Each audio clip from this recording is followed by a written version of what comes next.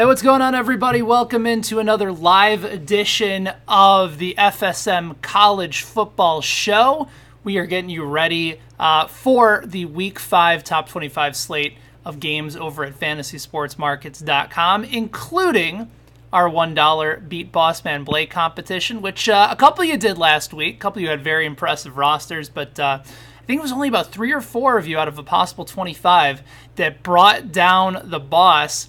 And, Blake is in hiding right now, so that's why his face is not on this live stream. No, actually, Blake is flying back to the Kansas City area or thereabouts on a business trip. But, Bossman Blake, it's good to have you back. Get to break down the Week 5 slate with you, even as you're traveling abroad. What's going on, my friend?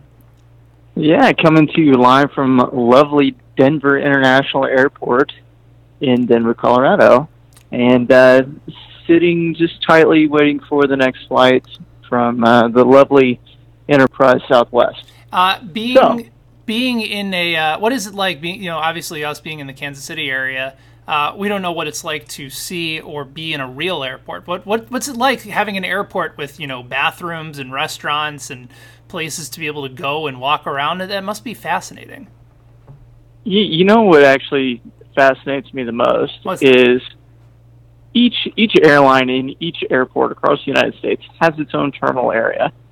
And I wish that they would really compete and vie for who's got the best terminal area, because I think that also leads into who's going to be more inclined to fly with that airline. Southwest universally does a really good job where they're at. United, step your game up. I don't know what you people do for a living. But today I'm flying Southwest, so all is well. All right. Well, we got plenty of games to dive into. Also, don't forget that this is going to be available not just on Facebook Live and on Periscope and on YouTube Live, but this is also going to be available as part of the Fantasy Sports Markets podcast as well. Be sure, if you listen and enjoy the podcast, to rate and review us over in the Apple Podcast or Google Podcast, really wherever you download them from.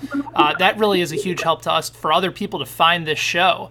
And then also another reminder, it'll be myself and Justin Fensterman right here on this live stream Sunday mornings, every Sunday morning at 9 a.m. Central Time for FSM Football Sunday, where we break down the matchups of the day in the NFL, go over the entire Sunday slate for fantasy sports markets, including some of our favorite plays. But right now it's time to get to college. There is 100,000 plus at stake for Week 5 of college football, available over at FantasySportsMarkets.com. And Blake, before we get into the slate, is there another way that people might be able to get in on the action? Are we offering any codes this week? I believe we actually have one. It is CFB18. That'll give you $5 entry into any contest of choice, as long as it's $5 entry. There you go. If you need more, actually, I just got called in on something. Are we going to have to break in the middle of this live show? You got the information flashing on the screen? Nope. Actually, different name.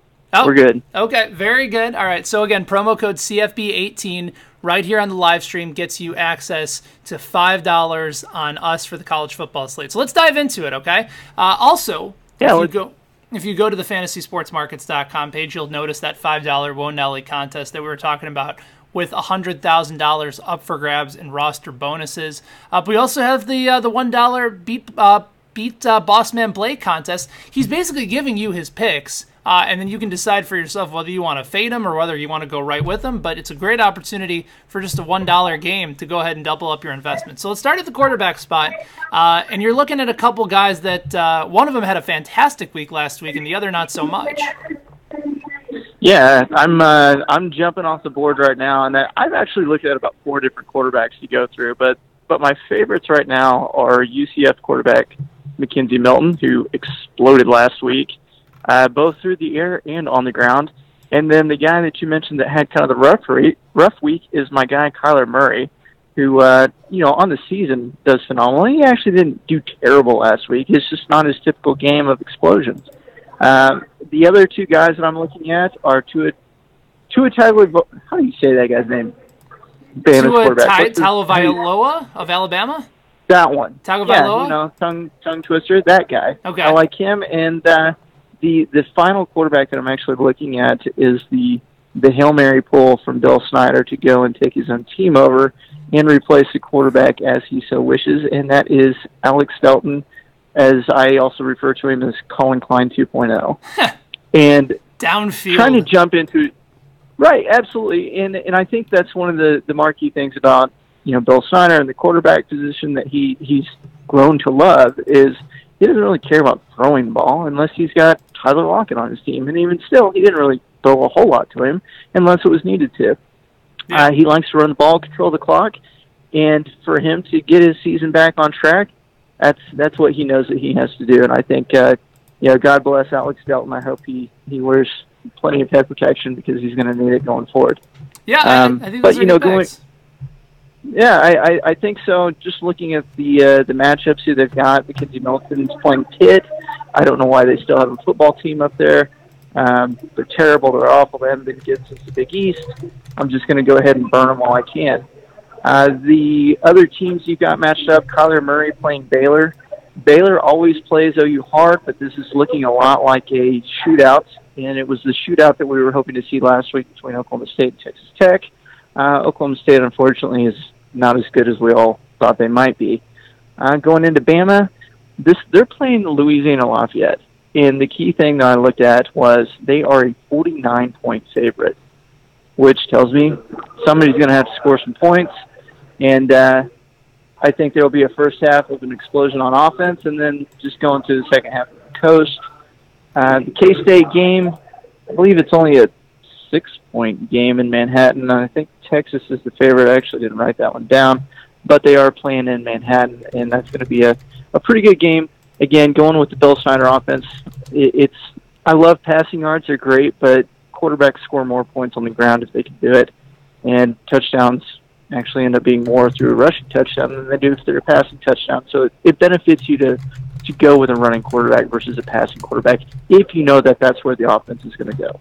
Yeah, I'm with you right there. I've always been somebody on the Mackenzie Milton train, just because you know the consistency is going to be there every week, and he can run and he can pass. He's got a lot of weapons around him. And I think the Kyler Murray call is an intriguing one, considering that a lot of people are going to be down on Oklahoma this week, especially after that showing at home against Army. You have the showing at home against Army, but Army controlled the ball the entire game. And they did everything that they could to keep the ball out of Kyler Murray's hands. And when they went and shut down his receivers, he turned to his legs, and he still had a pretty decent game. And so I think that's an understanding that even Baylor recognizes their own weaknesses on defense, and they know the biggest issue that they're going to have is going to be Kyler Murray, and what do we do about him? Because if you rush him out of the pocket, he runs for 70 yards down to a touchdown. If you try to keep him in the pocket, he's going to destroy your defense just through your DBs. So they've got quite the conundrum there. I think Matt Rule's probably 2 years away from having a decent team. I mean, they'll be okay, but I don't think they're going to be in that level yet.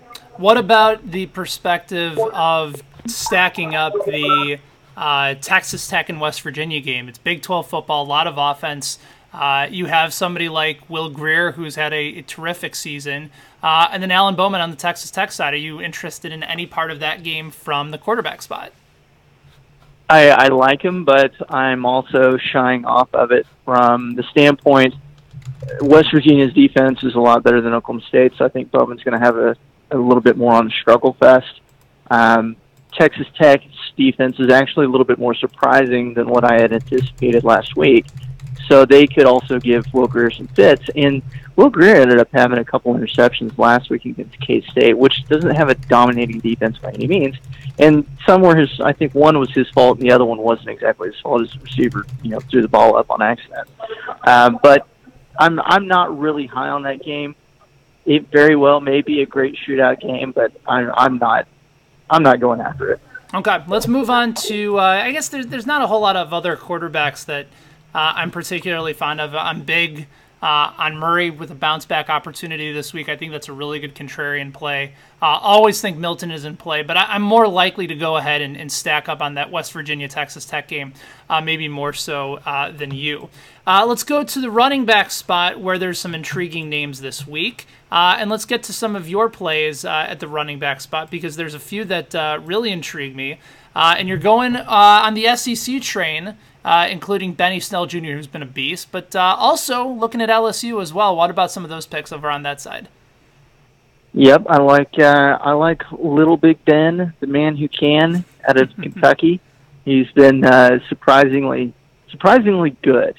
When you've got 540 yards and 7 TDs, and you are the main train on offense, I like Stevie Scott with Indiana, but he's in a little bit different situation.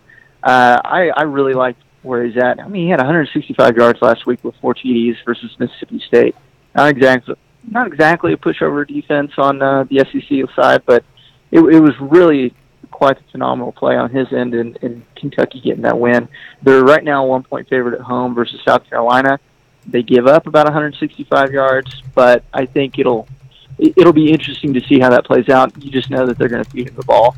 The other guy I like is LSU's Nick Brissett. He had 78 yards last week with 3 TDs against Louisiana Tech. I don't think he was exactly trying to do anything as far as breaking records and numbers, but he's got 409 and 5 TDs on the season, and I think he's got a really good matchup at night in Death Valley versus Ole Miss. And Ole Miss, they've already shown, especially against Alabama, that they've just got holes to that defense. So I think he's just going to run right through them. And I've got 2 other guys that I'm looking at as well. Karen Higdon with Michigan. On the season, he's got 364, 3 TDs. I liked his performance against Nebraska last week with 136 and a touchdown on the ground. And the other guy is Deliver Me a Sermon, Mr. Trey Sermon from OU. And the reason I like this guy is he's starting now in the starting role with OU. But the biggest key thing that stood out to me as I was reading up on him is last year versus Baylor down in Waco, he went for 148 and 2 TDs. Right. So, you know, again, going back to the well there with, you got to watch Kyler Murray. Well, now you also have to watch Sermon and everybody else on OU's offense. So I think just by that nature of having so many different weapons to kill you with, it'll be a death by 1,000 swords for Baylor on Saturday. But those are really the running backs I'm looking at. Who you got? Well, I mean, there's a handful of names that are intriguing. I really like the Snell call. Just because of how dominant he's been, and I think the matchup certainly is in favor for him. And a couple other guys that have had really nice seasons so far that are involved now in some of the top 25 games. You have Jeremy Larkin for Northwestern. They're going to have to run the ball if they're going to try and slow down Michigan, so I like him. I think Miles Sanders, even against a tough Ohio State front, is always in play. And then again, if you're going to be targeting Texas Tech along with West Virginia, I think it's is it Tazan Henry? Yes. Is that how you pronounce his name? Tazan Henry, I think. Yeah. So I think he's in play as well. And then I guess if you wanted to look at an intriguing matchup, Georgia's at home. McCole Hardman is an intriguing play for me and a guy that nobody's going to be on this week. But it is another SEC play where Georgia's looking to be able to try and take a little bit of pressure off of Jake Fromm. So those are a couple names that are intriguing to me this week. So if Miles Sanders for Penn State was playing anybody else besides Ohio State, I'd be all on board with you. I think there is a silver lining in something to your benefit on that play, is Ohio State had a pretty tough time stopping TCU's run offense, and I think that may play in favor for you if you do go with Miles Sanders. So that's not a bad pick. I think as far as Sanders too, like he's a top 4 scorer this year on fantasy sports markets. His targets have actually gone down in the first 3 weeks, and then he gets 22 on the road at Illinois, and he has his best performance of the season. If anything, if you're James Franklin, you go right back to that player, especially if you're looking to try and establish ground control at home against Ohio State. To me, I just think it makes sense. Yeah, but doing that, you're also kind of playing Urban Meyer for an idiot, and that he doesn't know what he's going to do on that end. Well, I think he's an idiot, but it has nothing to do with his coaching. Yeah. All right. Well, let's drift into wide receivers. All right. Go ahead. Tell us about your wide receivers this week. Yeah. All right. I do. I'm going to go with the big workhorse on this one, and that's J.J. Arcega-Whiteside. I'm pretty sure he's leading the nation right now in a lot of categories with receiving, but he's also become the go-to target for Stanford. He's got 17 receptions for 408 and 7 TDs. Last week against Oregon, he went 4 receptions, 84, and 2 TDs. And they're going this weekend to South Bend and Notre Dame, and they are 5.5-point dogs. Mm-hmm. And I really like this matchup just because I'm not convinced that Notre Dame has the full defensive package that they've been pushing out on everybody right now. And they beat Wake Forest last week, but Wake Forest is Wake Forest. So I'm not extremely impressed with that defense. So I think just by nature of J.J. Arcega-Whiteside, I think he's just going to do phenomenal things this weekend. The other guy, and this is actually the real bounce-back guy, this is Hollywood Brown. Marquise Brown, going in, has 19 receptions, 412, and 3 TDs. Last week, he hung a giant goose egg, and he was one of the players that actually prevented me from beating the other 2 guys that took me over last week. So I'm going to go back again. Baylor, they're just going to have a litany of problems facing the OU offense, and I think Marquise Brown's going to definitely be one of them. The other play that I'm actually really intrigued by is little Jordan Humphrey with Texas. Texas right now, they're 3-1. They're back in the top 25. Texas is back. Go Horns, all the fun stuff. But the problem with Texas is they can't win on the road, or at least they haven't as of late. Right. And the other thing that they can't do is they can't win in Manhattan. The last time Texas Longhorns won in Manhattan, Kansas, was 2002. They didn't even beat the Ron Prince era Texas or K-State Wildcats in Manhattan. Right. So, you know what, Tom Herman, surprise me. Do something special. Until then, we'll see what Texas is actually back at. So I'm a little bit surprised, especially for a tournament style like the Beat Bossman Blake competition, where you're pairing up Marquise Brown with Kyler Murray, which makes sense. But I'm surprised that you haven't reached out to pair Mackenzie Milton with anybody from UCF. Do you just feel like he spreads it around a little bit too much for you to feel comfortable with? You'd rather just go with a high floor, potential high ceiling guy in Arcega-Whiteside? Absolutely. You take the NFL approach on picking wide receivers before you do a team stack there, and you got to make sure that the guy that's getting the ball is the guy delivering the ball, or at least he's going to deliver it to that guy. So that's kind of the thing with going back to NFL. You're looking at Cam Ridley versus Julio Jones on who to pick. Last week, Cam Ridley was the sexy pick. Do you go back to Julio Jones this week just because he's your mainstay kind of guy? I mean, if you look at Arizona, the only guy they throw the ball to is Larry Fitzgerald. That's it. That's the only one that they got. But if you're going up to Green Bay, Aaron Rodgers is going to feather it out to whoever he can find. That's true. Yeah.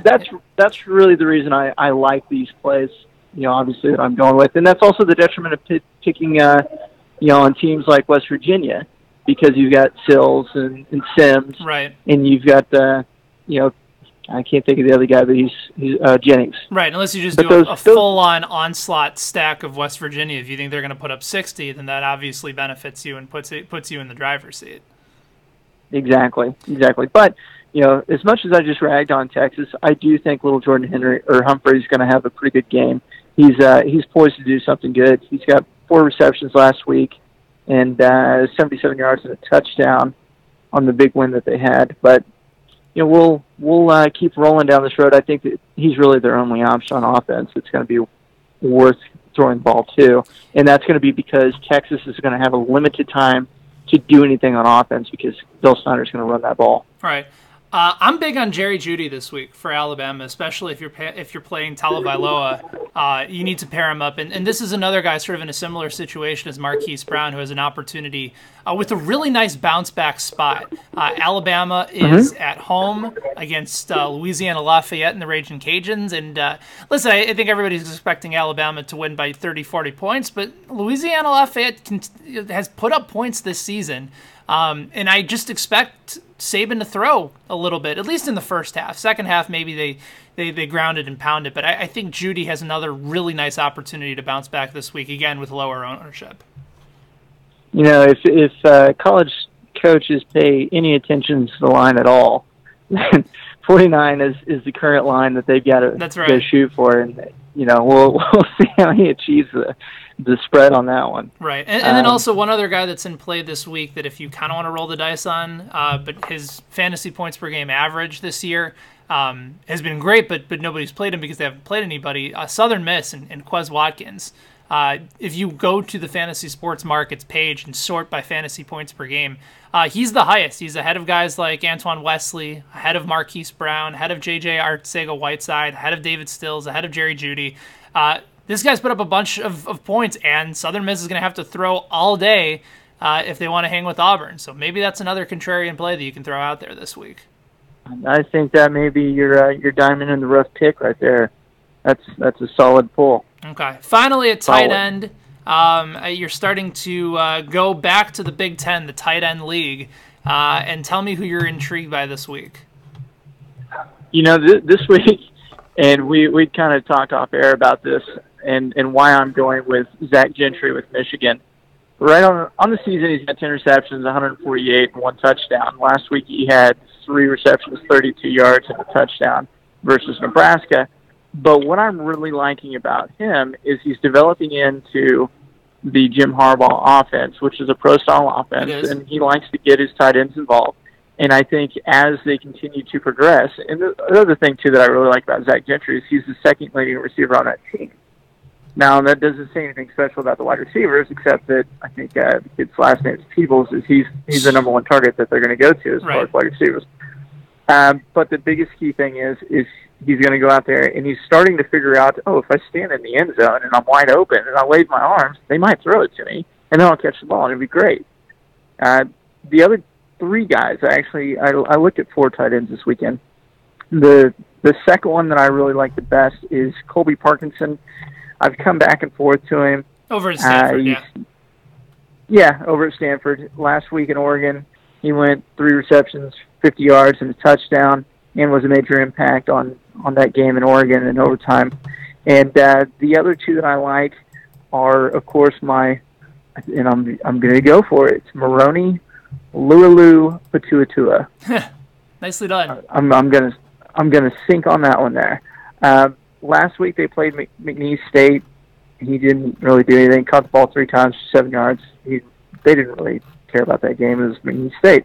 The other thing that I'm looking at is this week they're at Washington, and Maroney was a guy who against Wisconsin was a huge factor because nobody was really paying attention to him. They're focused on Squally Canada, and they're trying to stop the quarterback and all of these different things.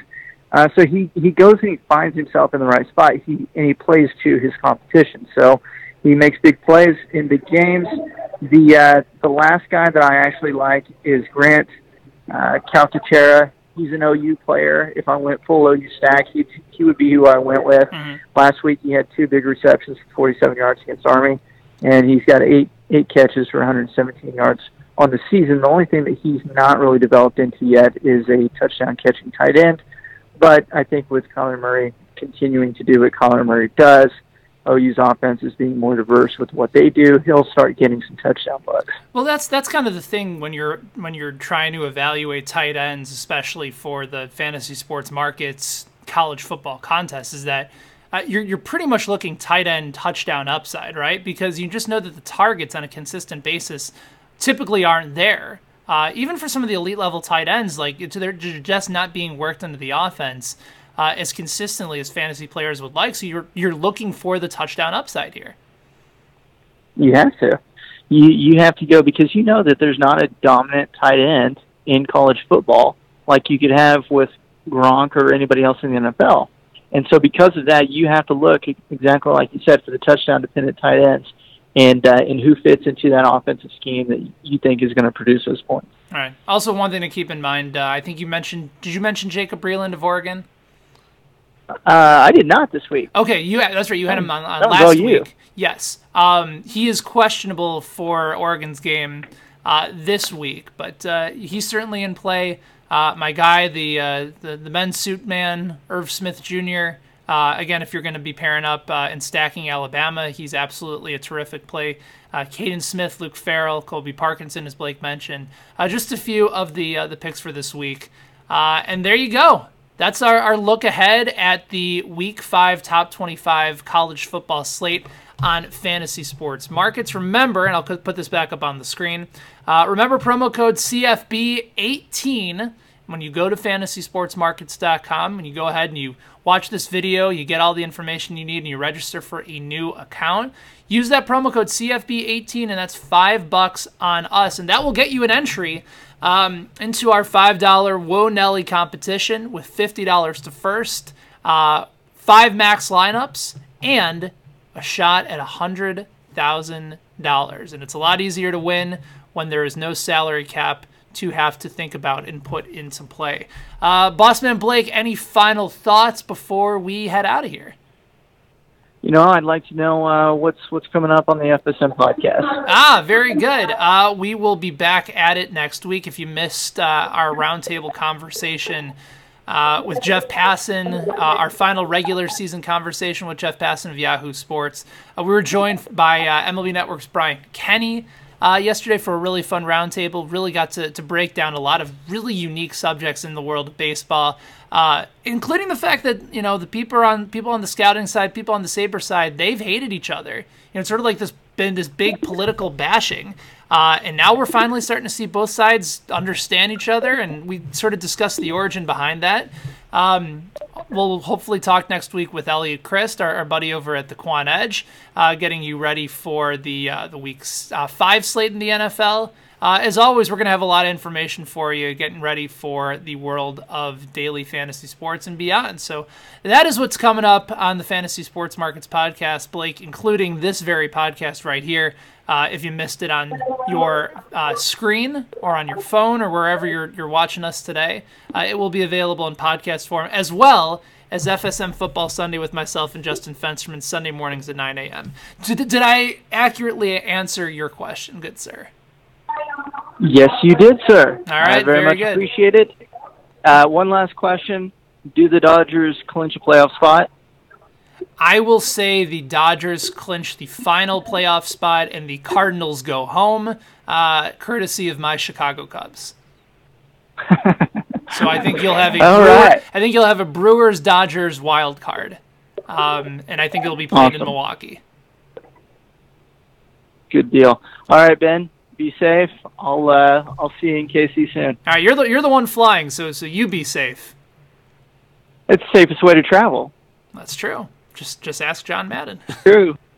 That's right. All right, he's Bossman Blake. I'm Ben. We'll see you guys back Sunday morning, 9 a.m. for FSM Football Sunday. Until then, best wishes, and go get them. Go draft who you want for college football over at fantasysportsmarkets.com. Be good.